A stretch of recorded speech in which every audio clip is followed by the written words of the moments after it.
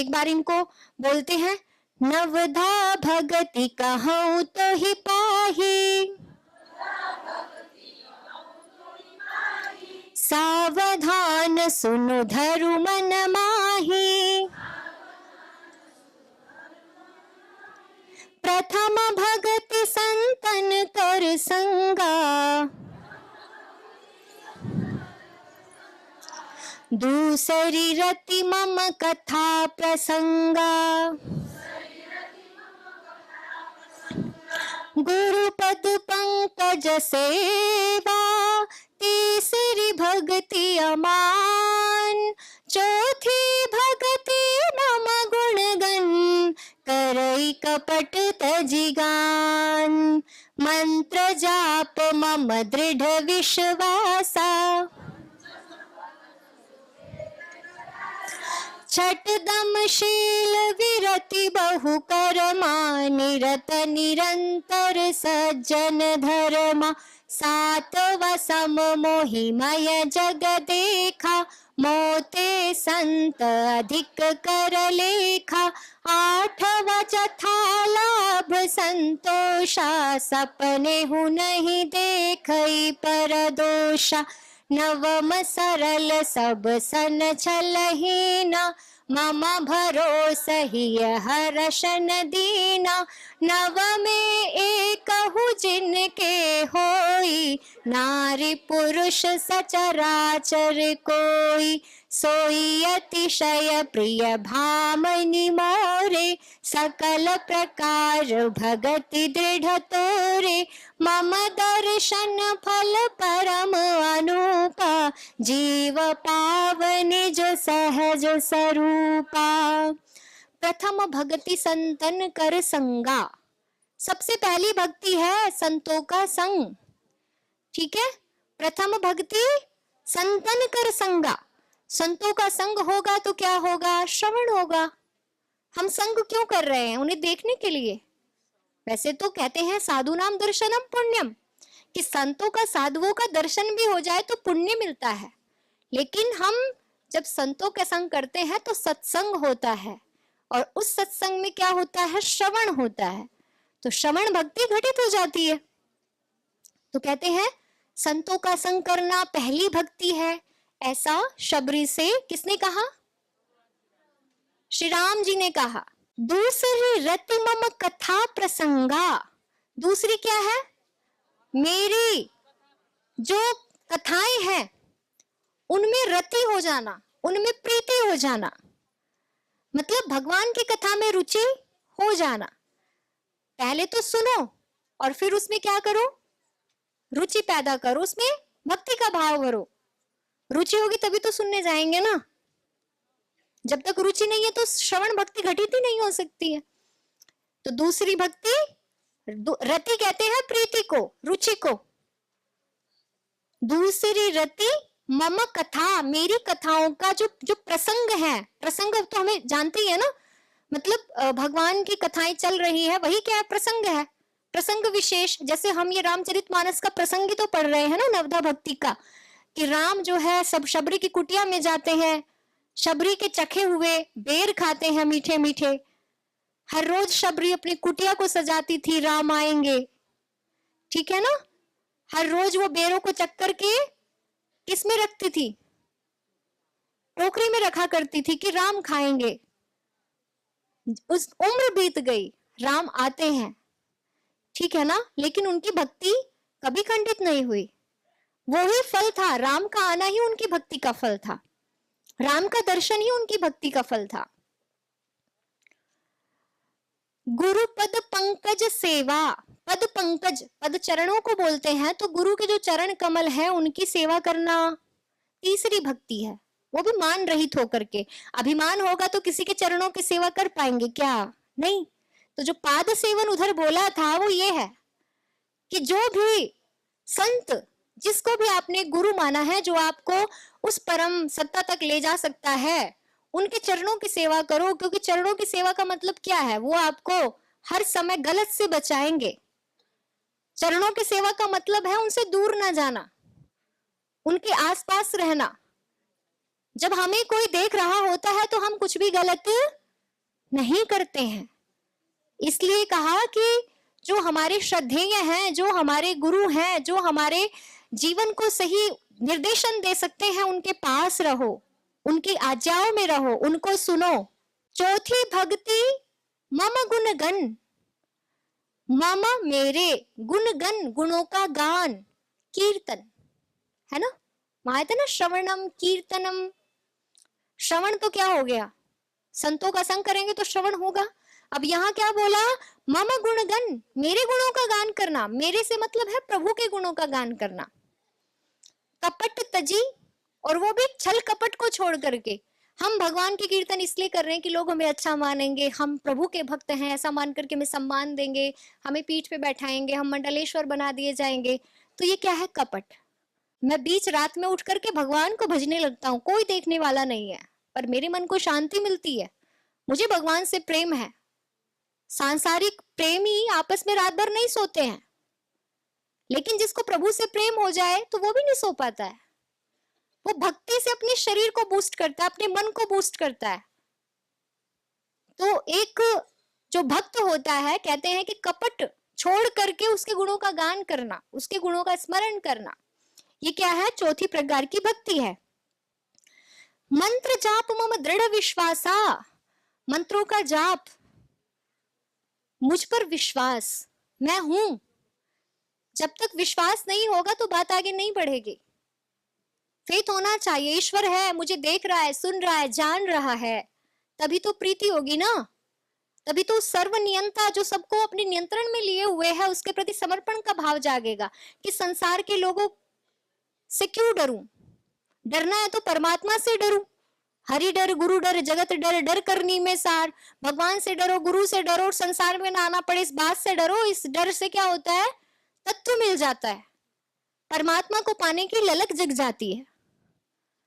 तो कहते हैं कि जो पांचवी भक्ति है वो क्या है, मंत्रों का जाप करना और प्रभु की सत्ता पर विश्वास करना, जो कि हमारे वेदों में भी कहा गया है। जिसका वर्णन, जिस परमात्मा, जिस ब्रह्म का वर्णन हमारे वेदों में मिलता है, ओम खम ब्रह्म, ओम क्रतो स्मर, क्लिबे स्मर, कृतम स्मर, जो हमारे वेदों में कहा है उसको स्मरण रखो, उस पर विश्वास करो। छठ दम शील विरति बहु कर्मा, निरत निरंतर सज्जन धर्मा। छठी भक्ति क्या है, दम मतलब अपनी इंद्रियों को संयम में रखना, मेरी इंद्रियां बाह्य विषयों में अनुरक्त ना हो, क्योंकि जब इन विषयों से हटेगी तभी तो भगवान से प्रीति के लिए टाइम निकलेगा ना। नहीं तो हम अपनी इच्छाओं की पूर्ति में ही अपने दिन रात गवा देते हैं। होता है ना ऐसा, भगवान के भजन का, दीपक जलाने का, हवन करने का टाइम ही नहीं मिलता।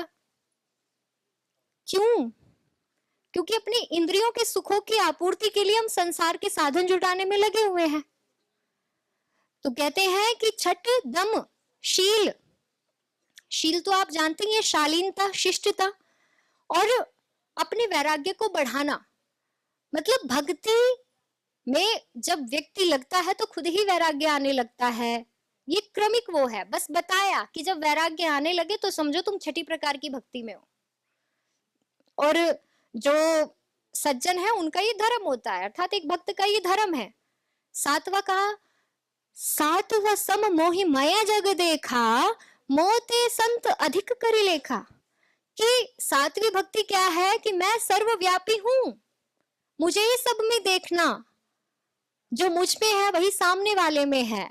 प्रभु कण कण में है तो मैं किससे द्वेष करूं, जो मुझ में भी है मैं उससे राग क्यों करूं, वो तो मेरा है ही। राग हम क्यों करते हैं, जब तक कोई चीज हमारे पास नहीं होती तब तक राग होता है ना। जब मिल जाए तो राग खत्म हो जाता है, फिर तो वो हो ही गई आपकी। एक पेंसिल को पाने के लिए या फिर कुछ भी, एक लग्जरी कार को लेने के लिए व्यक्ति पैसे जुटाएगा, जब वो हो जाएगी तो उसके प्रति क्या हो जाएगा, वो 2 दिन उसके प्रति एक्साइटमेंट में रहेगा, फिर उसको, उसके लिए वो सामान्य बात हो जाएगी। तो जब परमात्मा है ही सब में, तो मैं राग और द्वेष क्यों कर रहा हूं? द्वेष कर रहा हूं तो मैं सामने वाले से नहीं, अपने परमात्मा से द्वेष कर रहा हूं। तो जो योगी के व्यवहार बताए हैं, मैत्री, करुणा, मुदिता और उपेक्षा, इन 4 प्रकार के व्यवहार में ही उस भक्त को संसार में बर्ताव रखना चाहिए। जो अच्छे हैं उनके प्रति मैत्री का भाव रखना है, जो दया के पात्र है उनके प्रति करुणा का भाव रखना है, उनकी सहायता करनी है। तो कहते हैं कि जब सब में परमात्मा दिखता है तो समभाव आ जाता है, सबके प्रति हमारे व्यवहार में समानता आ जाती है। हम किसी से द्वेष नहीं करते, हम किसी से राग भी नहीं करते, हम किसी से क्रोध भी नहीं करते और हम किसी से मोह भी नहीं करते।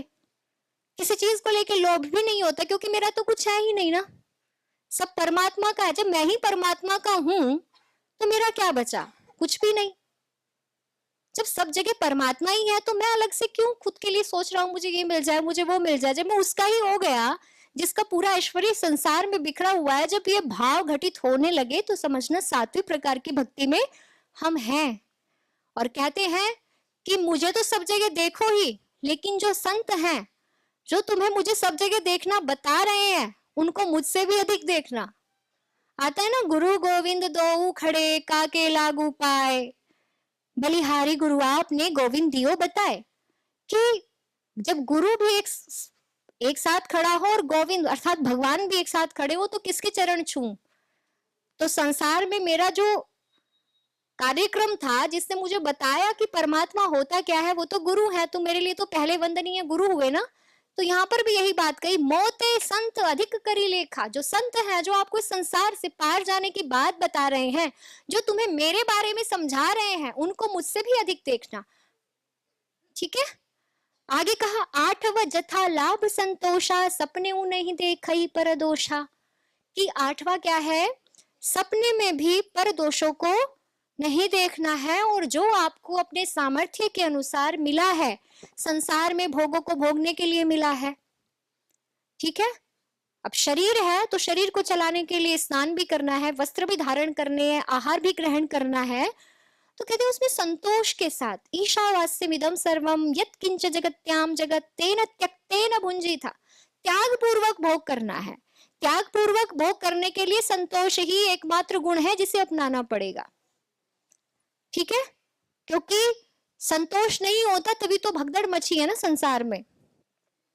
पाने की लालसाओं में हम लटके हुए हैं, ना ऊपर है ना नीचे हैं, भटके हुए हैं।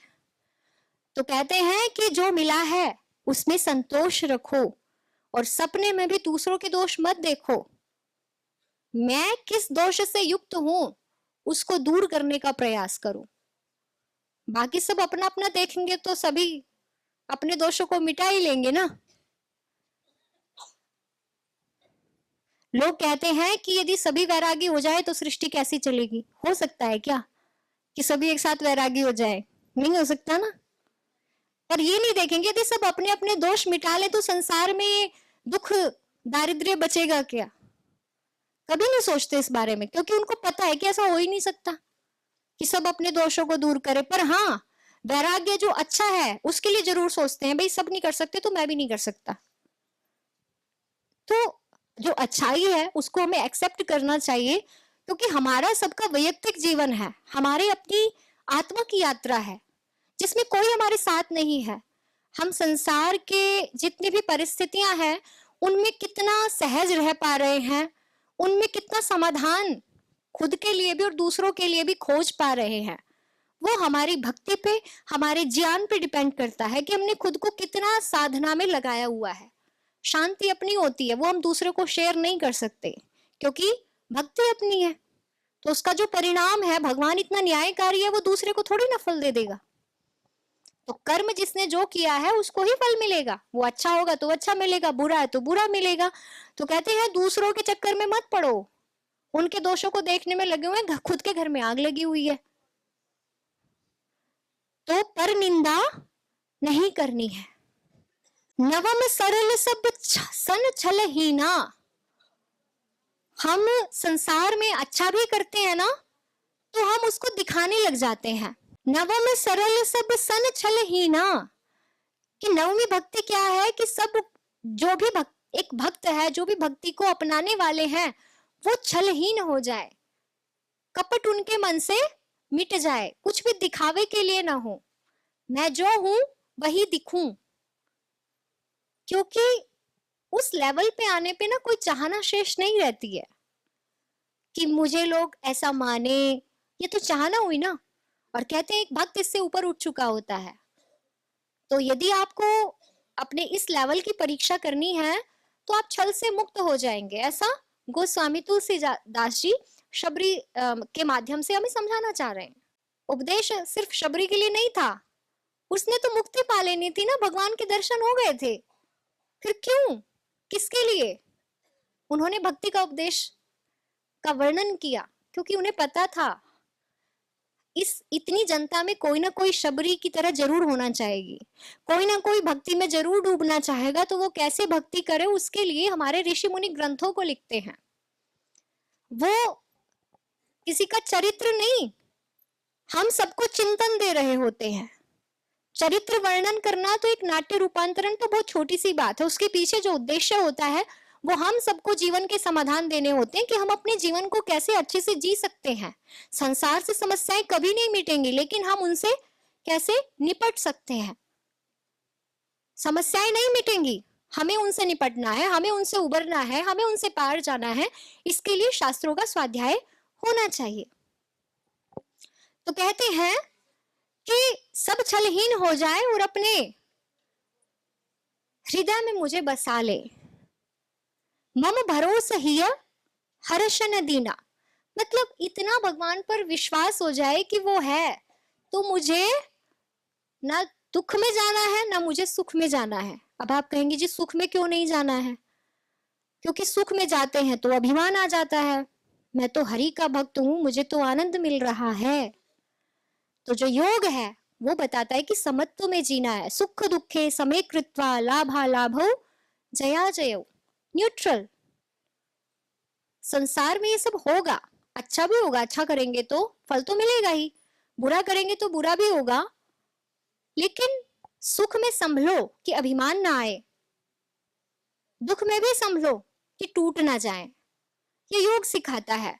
तो कहते हैं ना हर्ष करना है ना शोक करना है, खुद को मुझे समर्पित कर देना है। अब जब भगवान को समर्पित कर दिया तो काहे को चिंता करते हैं। मां शुचः, ऐसा गीता में कहते हैं श्री कृष्ण अर्जुन से कि यदि तू मुझे अपना मानता है तो शोक क्यों कर रहा है, तो मेरे सामर्थ्य पे तुझे अविश्वास है, तू स्वयं को सर्वोपरि मान रहा है, मुझसे भी ऊपर मान रहा है। जब भगवान को सर्वोपरि सर्वनियंता मान ही लिया तो काहे को हम चिंता में लगे हैं। चिंतन में लगना चाहिए।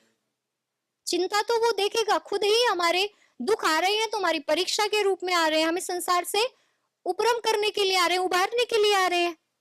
वो कहते हैं ना कि यस्याहम अनुगृह्णामि हरिष्ये धनम तस्य, कि सबसे पहले मैं उसका धन छीनूंगा। फिर कहते हैं कि उसके बाद करोमि बंधु विच्छेदम, कि उसके जो अपने हैं उनसे उनको छीन लूंगा। भागवत पुराण में श्री हरि कहते हैं कि जिस पर मैं अनुग्रह करता हूं उसका धन उससे छीनता हूं, उसके अपने उससे छीनता हूं। और तीसरी बार सर्वम शोकादि जीवनम, उसका जीवन शोक से, दुख से, पीड़ाओं से भर देता हूं। क्यों? क्योंकि जब तक दुख देखेगा नहीं तो सत्य की ओर लौटेगा नहीं। अब ठीक है, अब आप कहेंगे कि हरि को ऐसा करना क्यों पड़ रहा है, अपने आप भक्त देखेगा लौट जाएगा। तो सच बताऊं, भगवान ऐसा नहीं करता। जो भक्त होता है ना वो खुद ही मन से अपने धन को त्याग देगा।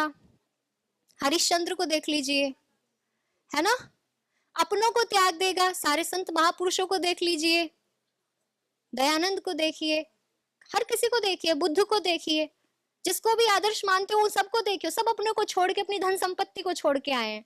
आपको क्या लगता है वो दुखी रहते थे क्या? उनसे जितना आनंद किसी में नहीं था। तो भगवान ने नहीं छीना। जब कृपा हुई भगवान की कि नहीं अब तूने अपना साधन करना है, इस संसार से उबरना है, तो भक्त की खुद ही सहज इच्छा होती है इस संसार में अपनों को छोड़ने की, इस संसार में अपने धन को त्यागने की, और हर चीज में दुख देखने की, हर चीज में दुख देखने की। योग दर्शन में कहता है दुखमेव सर्वम विवेकिने, कि जो विवेकी होते हैं उनके लिए सब कुछ दुखमय ही हो जाता है। वो हर सुख के पीछे छिपा हुआ दुख देख रहे होते हैं।